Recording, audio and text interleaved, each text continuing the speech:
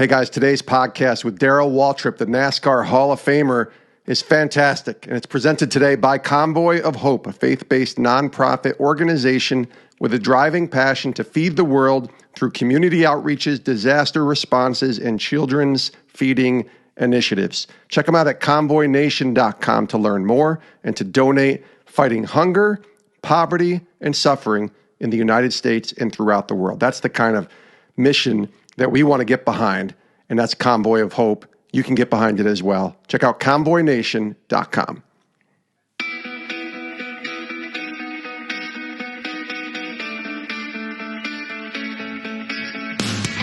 This is Sports Spectrum, the intersection of sports and faith, where we bring Jesus back into the conversation.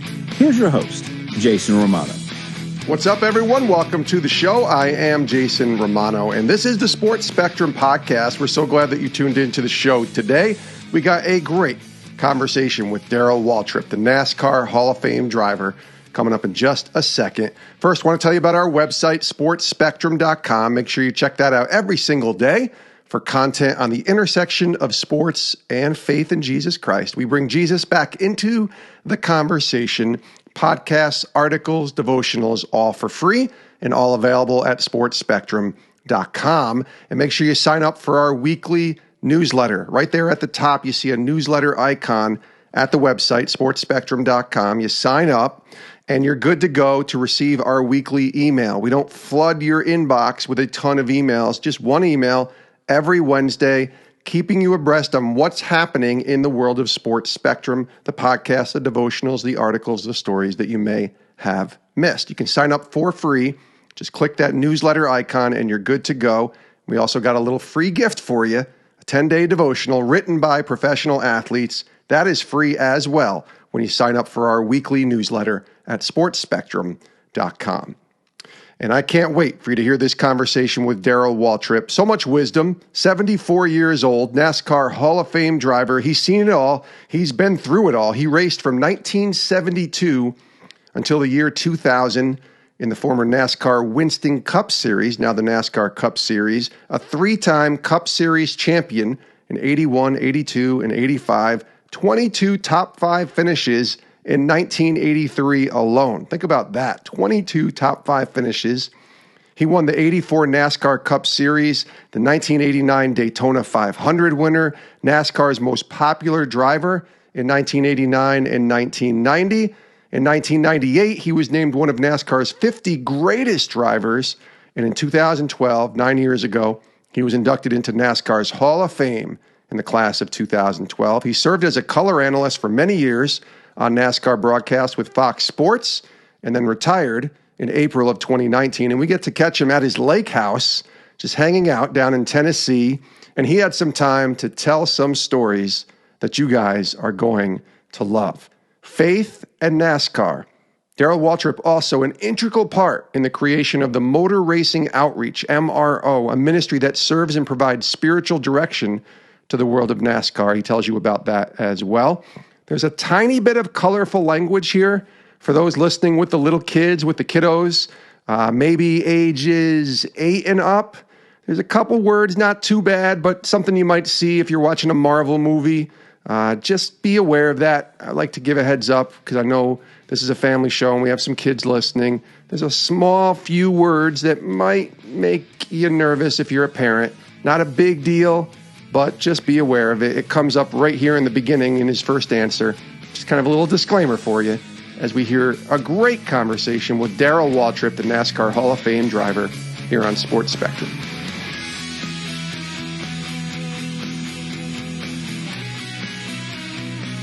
Darrell, how are you, sir? Welcome to Sports Spectrum. Oh, thank you very much. Yeah, nice to be here. Yeah, I'm doing well. I'm up at my lake house in actually just a little bit east of Cookville, so it's Center Hill Lake. Built this house 20 years ago when I retired from racing as a driver. Yeah. And I love coming up here. It's nice and quiet. I only talk to people I want to talk to. I don't have to talk to everybody, so I like it a lot. Thank you very much. Well, that's great. We're happy to have you here on the show. I'm really interested in your story of faith, and we'll talk about that because I know the Lord has done an incredible work in your life. Before we get to your testimony, though, I want to ask you about the person Darrell Waltrip was before Christ. You had a ton of success as a NASCAR driver, but who was the person Darrell Waltrip before Jesus? Well, my wife likes to say she's been married to two men with the same name, two different men with the same name. I spent a lot of my early years of my career just kind of I thought I like to have fun.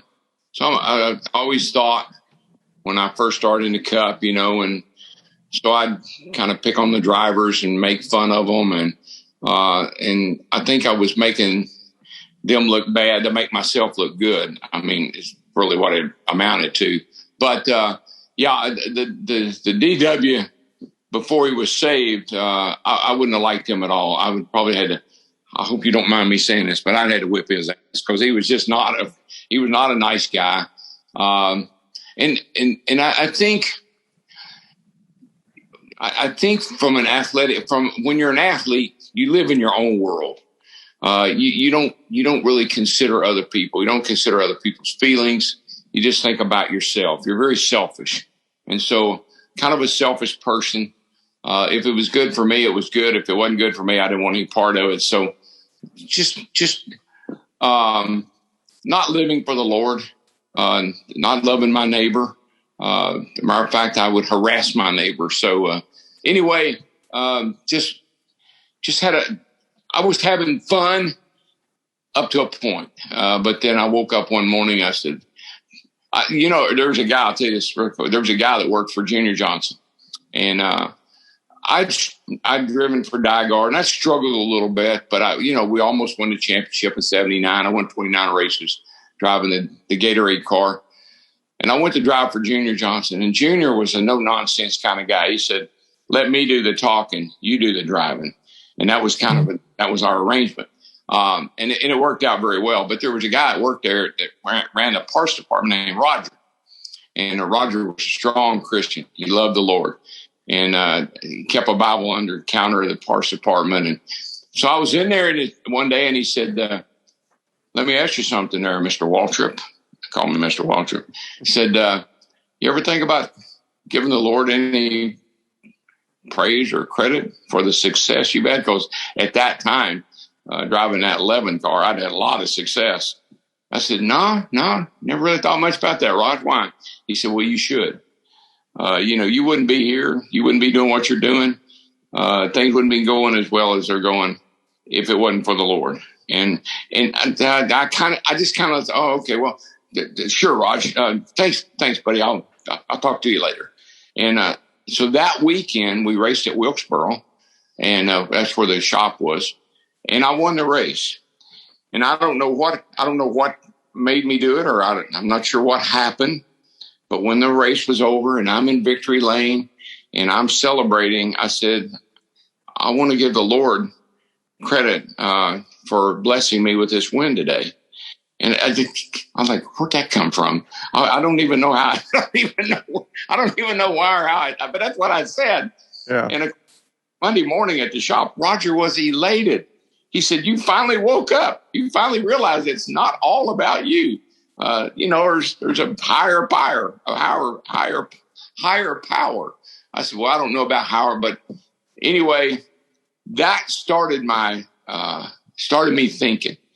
And from that day on, every time I won a race, I made sure and give the Lord credit for it, that he blessed me with a great day.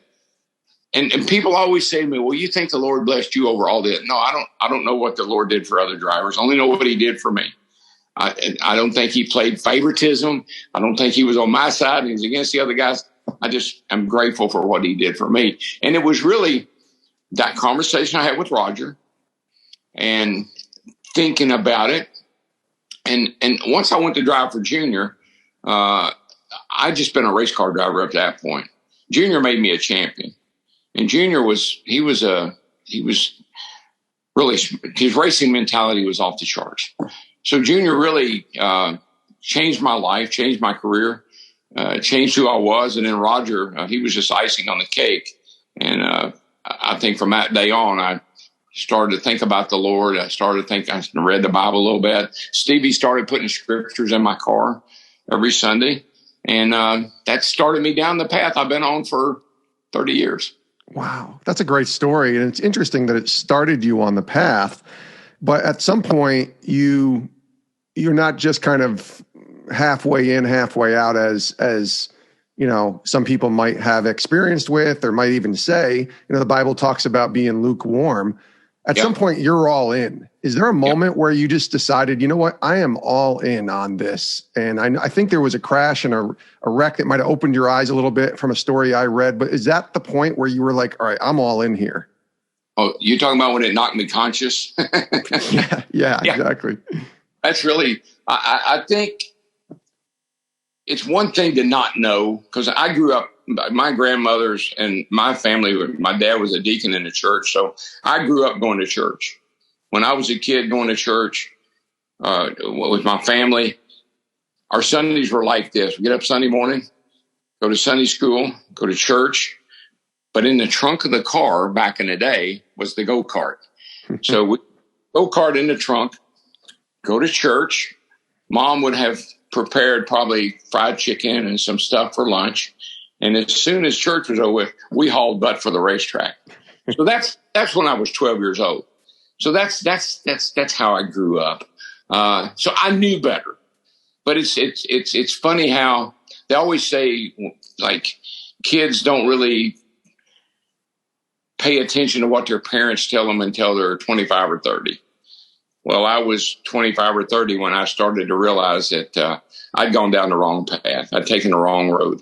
I made a right when I should have made a left, which I made a lot of lefts. But I think when you don't know, you might get a pass. But when you know better and you do something anyway, then you're defiant. And I don't think I put it all in perspective of what it meant to be a Christian.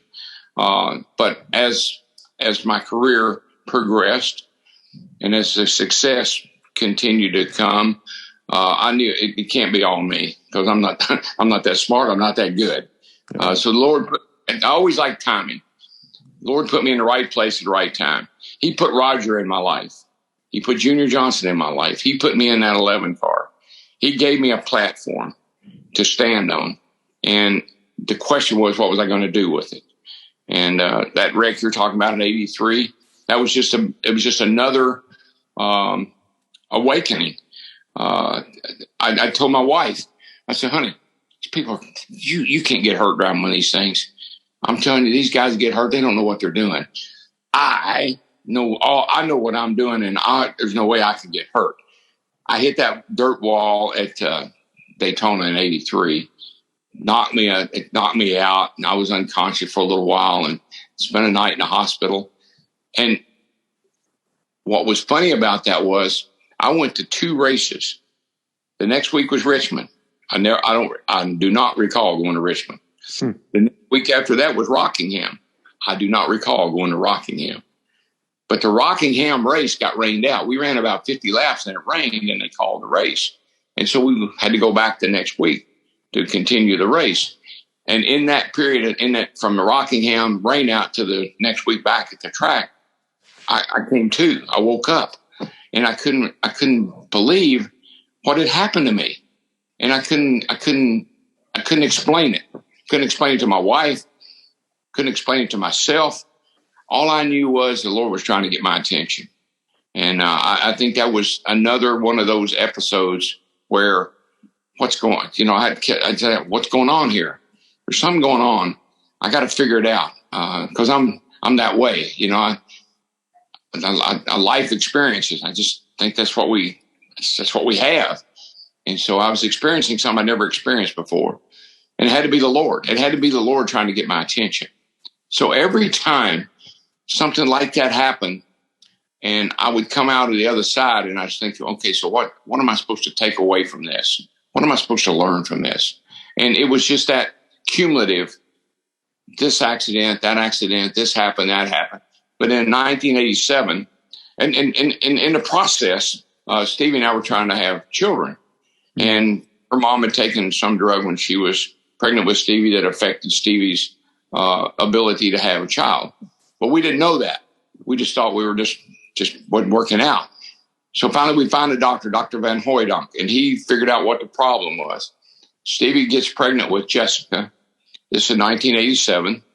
I had left juniors and gone to work for Tide, driving the Tide car, Rick Hendrick, Waddell Wilson, the dream team that turned out to be a nightmare. And so here I am. By now I'm loving the Lord. I'm trying to live my life the way I should be, the way I should have been all along, but it took me this long to get there. So when Stevie's pregnant with Jessica, and we had lost 3 babies before this, and we were right on the verge of adopting, but then she got pregnant and we thought, okay, with all we know and all we've been through, let's see what happens. Because I was 40. I was 40 when we had Jessica. Well, so I would wake up in the morning. I have morning sickness. I mean, I went through all the things that women go through when they're pregnant. I was going through them myself. And I started with a new team, with the Tide team, and we were having zero success. We won 1 race that year. And you know what race it was? It was the race the Sunday that my daughter was born. She was born on, we won the race on Sunday. And this story is, it's when I look back on it, I think, first of all, how stupid could I have been to not see all these things? But by the same token, every time something happened was like a miracle. Stevie getting pregnant, that was a miracle. We had Jessica, that was a miracle. I won that race. I won that race on the last lap. I didn't lead a lap all day long. I never led any of that race until the last lap. Going in the third turn, I bumped into Terry Labonte. He bumped into Dale Earnhardt. They both spun out, and I won the race. So it was a celebration, huge celebration for me. And it was like a relief, like, okay, we've been down a rough road, but we're coming out the other side. And this victory is just part of it. But so that was another one of those deals where I really tried. I was very unpopular. I mean, if they had the most popular driver, I had no problem winning the most unpopular driver because people they didn't like me because I was the smartest. I mean, that's the bottom line. But anyway, this story could go on forever. Anyway, I in '87, I won that 1 race, and then it kind of went from there. Won some other races when we met a guy named Max Helton, and Stevie and Max Helton became friends. Max was in California.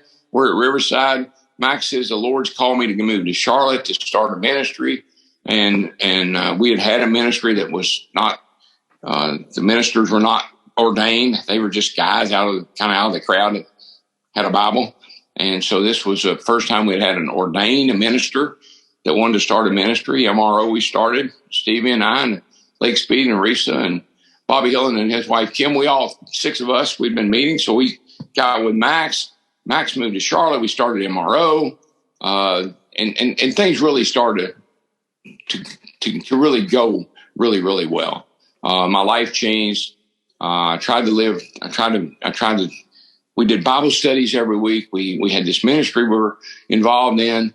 There's just so many things that were going on that were not race related. I mean, you know, I'm a racer. All I've ever done is race.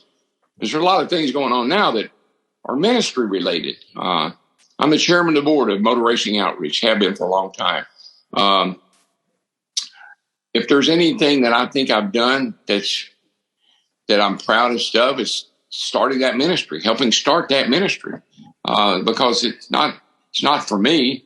Yeah. It's for people that were like me that needed a ministry. So that's probably one of the proudest things I've done is to help start that ministry. So many things. We could talk forever. I could talk all day about things that led me to where I am. But the bottom line is, thank God for amazing grace, because without that, I wouldn't be here. Let's take a quick break to tell you about our partners and sponsors today, Convoy of Hope. And in the United States and throughout the world, countless families are living on the fringe or have fallen into the depths of poverty and suffering. And Convoy of Hope is doing something about it. They are fighting hunger, poverty, and suffering in the United States and throughout the world. They're a faith-based nonprofit organization with a driving passion to feed the world through disaster response, community outreaches, and children's feeding initiatives. And right now, they want you to join them in the starting lineup. So you can join your favorite players and teams in partnering with Convoy of Hope to fight hunger, poverty, and suffering in the U.S. and throughout the world. In doing so, you can advocate and give and network and volunteer to help ensure that those in need receive hot meals, groceries, haircuts, health and dental screenings, family portraits, socks, shoes, clothing, school supplies, hygiene kits, and much more. To learn more and be a part of the great work Convoy of Hope is doing, you can visit them at convoynation.com. That's the website to donate, to get involved, and to sow into the wonderful ministry of Convoy of Hope, a faith-based nonprofit organization. Check them out at convoynation.com. Yeah, he is Darrell Waltrip, and he's joining us here on Sports Spectrum. MRO, as you mentioned, Motor Racing Outreach. I do want to talk about that in a little bit because I think the impact that it's making even today is a powerful one, and it's a really cool thing that I've talked to a bunch of drivers and other people in the NASCAR world about and how much it's helped them in their walk with the Lord. So I'm really excited to talk about that. But I got to ask you about success post this new Darrell Waltrip, right? So you're beginning to give your life to the Lord and you're starting to walk with him and you're getting this sort of in the late 80s, right? And then suddenly you're having success. You win the 89 Daytona 500. You're, series champion in 85, one of the most popular drivers, I think the most popular driver voted for in the late 80s. Something's changing here, but there's still a lot of success. How are you able to handle success after giving your life to Christ? What was that like compared to before Christ? Yeah, well, Richard Petty said the guy might win a lot of races, but he'll never win most popular driver. Well, 89 and 90, I think other than Earnhardt and Elliott, I think I'm the only other guy that's ever won that award over the last 25 or 30 years. So I was able to win it a couple of years, but I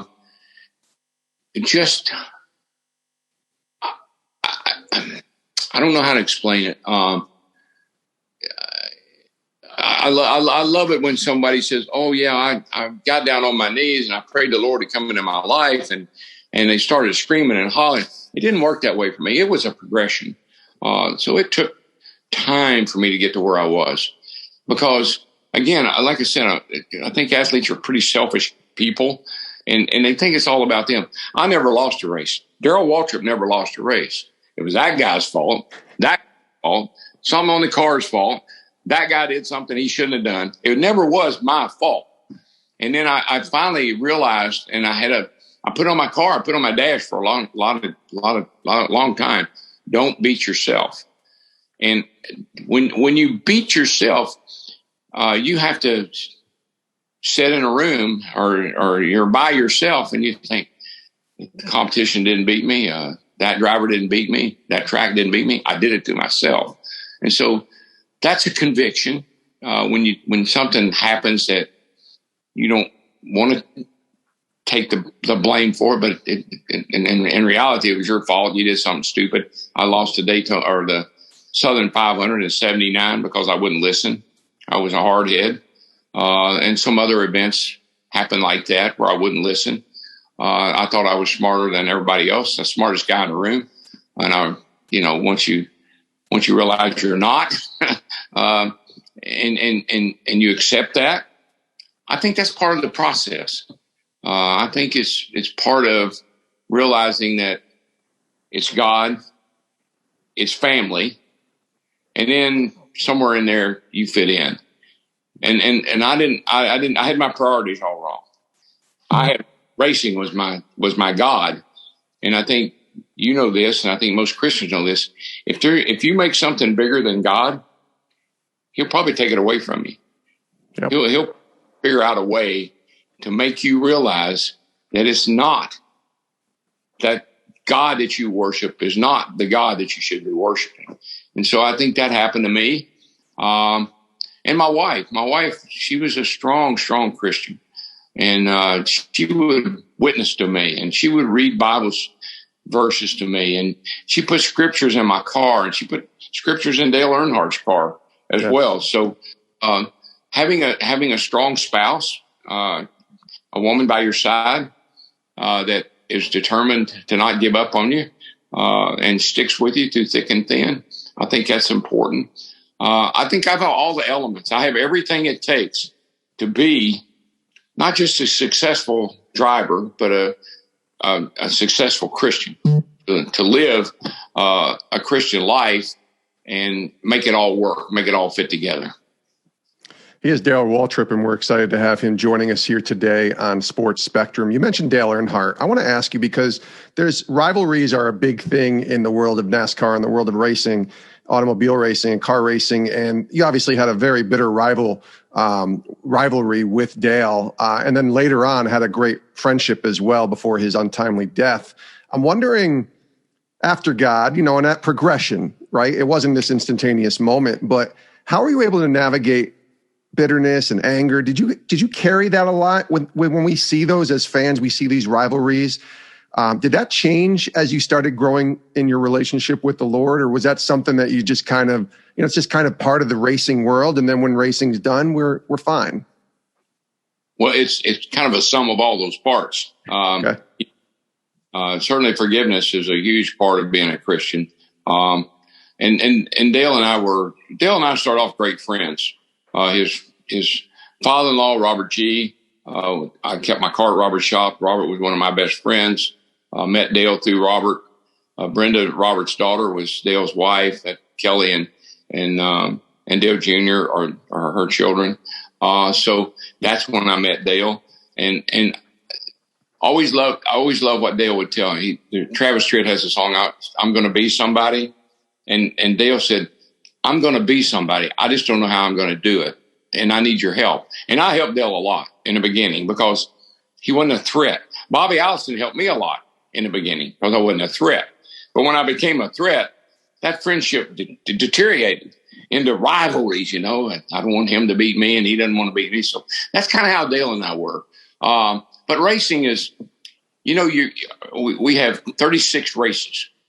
And so what happened at Darlington Sunday, you kind of have to put that out of your mind because we got Dover this Sunday. And you got to put that out of your mind because you've got Coda the next Sunday. And so, and the guy that your biggest rival may be the guy that could help you win a race. And so you have to keep that all in perspective. And there are people you don't like. There are people that you just soon not to associate with. There are people you just soon not be around. Drivers I'm talking about. But when you're out on the racetrack, you put the helmet on, you get in the car, your biggest rival may be your best friend for a little while. And if he helps you, it kind of negates when he wasn't so helpful. So I think that's the way Dale and I were. When Dale was no threat to me, I helped him. And then when he became, a champion, 7-time champion, we became, I wouldn't say we were ever bitter rivals. It was just, if he can't win, if I can't win, I didn't want him to win. Because we kind of ended up in that kind of scenario. So, and then I think Dale changed. There was a huge change in Dale. He became very successful and started his own company, DEI, and he needed some help. And who did he call? His rival, his friend. I drove the one car for him while Steve Park was injured. And I think that was a payback to some degree. I think Dale, a lot of people would say to Dale, why did you pick Darrell Waltrip? He hadn't won a race since 1992. Why do you want him to drive your car? Well, I think it was much bigger than that. I had my own race team, and it had been pretty successful for a little while. Then it kind of went in the tank. So I'd been down that road. I knew what it took to start a team. I knew what kind of people you needed. I knew the resources you needed. And so not just did I just bring my helmet and drive the car, but I brought a lot of experience, a lot of knowledge. And I think I helped Dale in a lot of ways with him starting up DEI. So that was kind of a payback. And Stevie loved Dale. Stevie and Dale were great friends. In 1994, Neil Bonnet got killed at Daytona. And Neil and Dale were great buddies. I mean, they were hunting, fish, picked on each other all the time. And so I really, that was a big setback for Dale. And we were on pit road, story. We were on pit road in 94, Max Helton, me, Stevie, a couple other people. We were praying before the race. And Dale walked by and Stevie grabbed him. And I don't know if she just grabbed him, pulled him in and said, you need to be involved in this. You need to hear this. And Max prayed for us. And when he got through praying, Stevie handed me a note card with the scripture on it. And Dale grabbed it out of her. He said, hey, what's that? He reads it and he looks at Stevie and he says, where's mine? Well, my wife is going to have a question. I'll be right back. She ran to the pit toolbox, got a note card, wrote a scripture that, memorized scripture, gave it to Dale. And from 1994 until the day he died, he had a scripture on his dash for my wife every Sunday. She wrote one for me. She wrote one for him. They were never the same. She wrote one that fit whatever was going on in my world. And she tried to do the same for Dale. So I think there were two Dales. The Dale that put the helmet on, you don't want to mess with him. He was an intimidator. But there was a Dale that also was a kind, big-hearted. He struggled. He would see people that were struggling. He'd try to help them. Tell you a story. He was going to a little church near his house there in Mooresville. And the church parking lot was gravel. And they were trying to raise funds to pave the parking lot. And Dale went to his preacher and said, look, I'm going to pave this parking lot for you. I'll pay for it. You don't have to worry about that. But don't you ever tell anybody. Because that's the way he was. He would do things like that. He would loan his airplane to someone or he would help someone. But don't you ever tell anybody. Because he had an image. Dale was huge. I mean, he was huge in being the intimidator.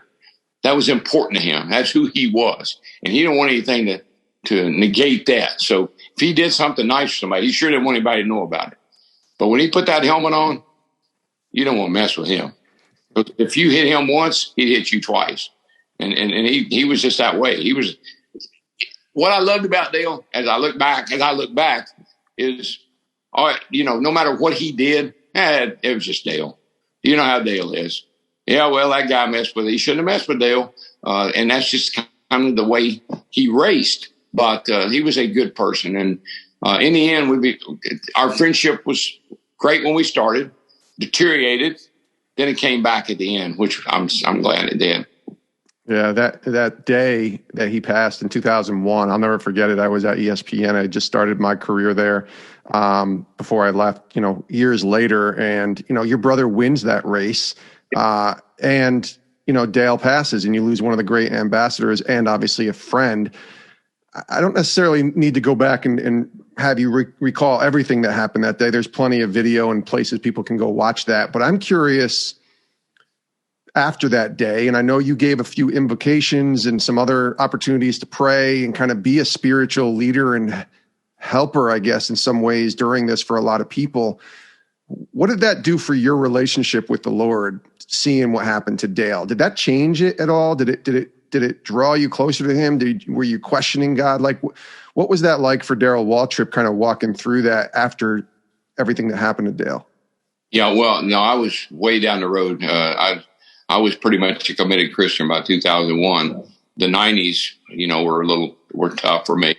I went to a huge learning experience, growth time in my faith.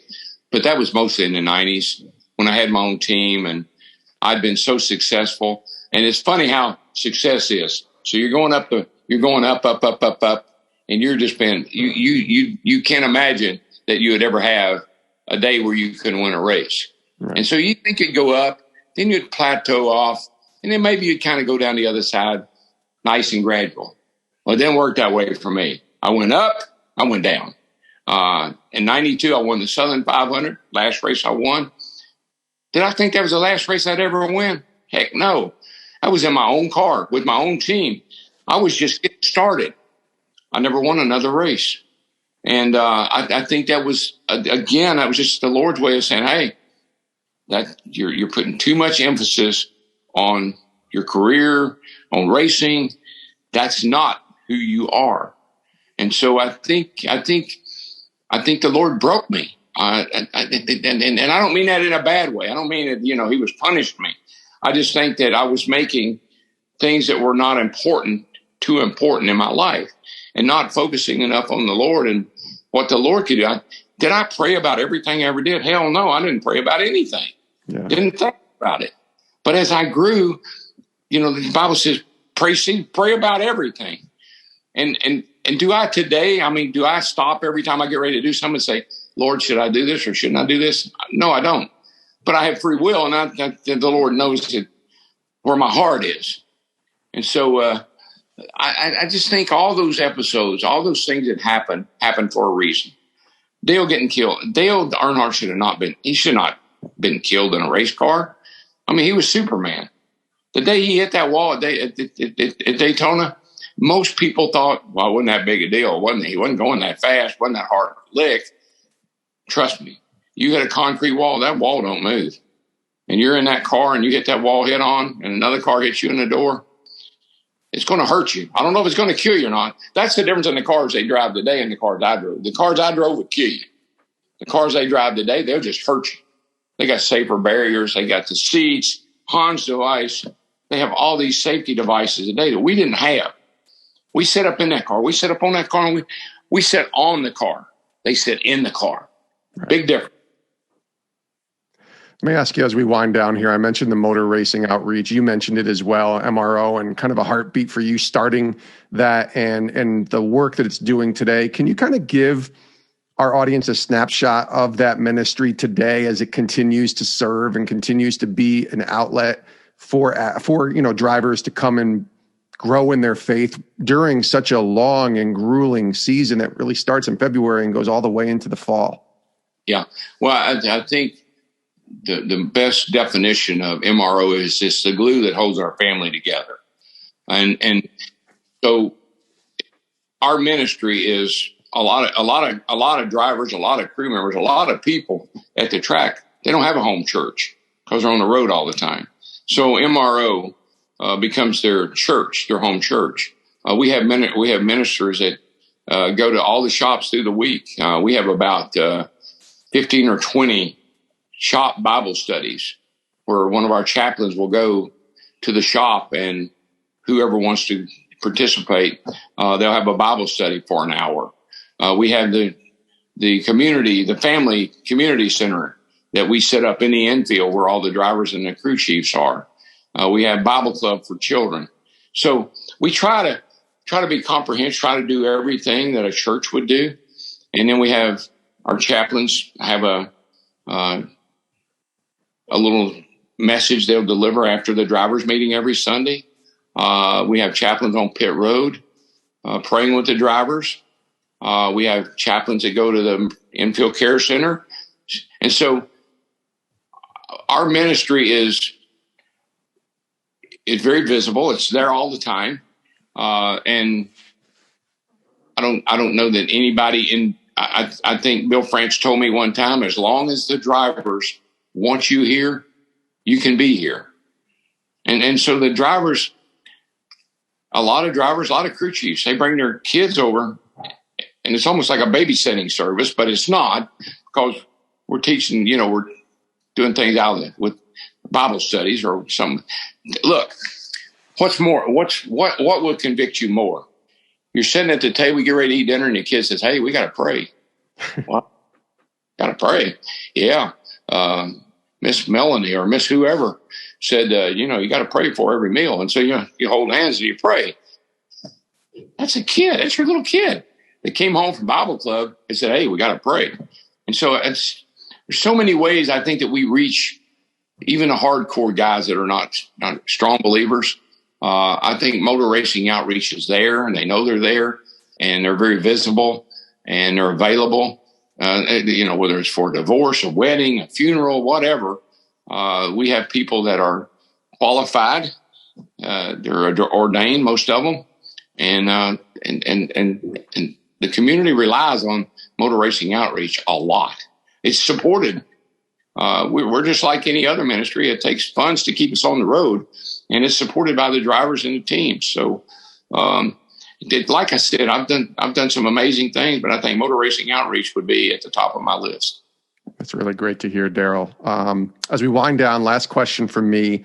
I'm always curious, as someone who's lived a life as full as you've lived, now 74, when you look back, what is the great legacy you want people to remember and say when they think about Darrell Waltrip, the person, not just the driver? Obviously, people will always turn to the accolades and the things that you accomplished as a driver. But what about the legacy of Darrell Waltrip, the person, when you look back and where you are now? What do you think that you would want people to know? Well, just being passionate about everything I ever did.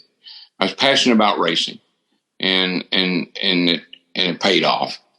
I'm passionate about my ministry, motor racing outreach. So I'm not just a participant. I don't just sit on the sidelines and wave. I like to get involved, and I think being passionate about whatever you do. I tell my girls all the time, there's got to be something. I don't know if it's playing the piano.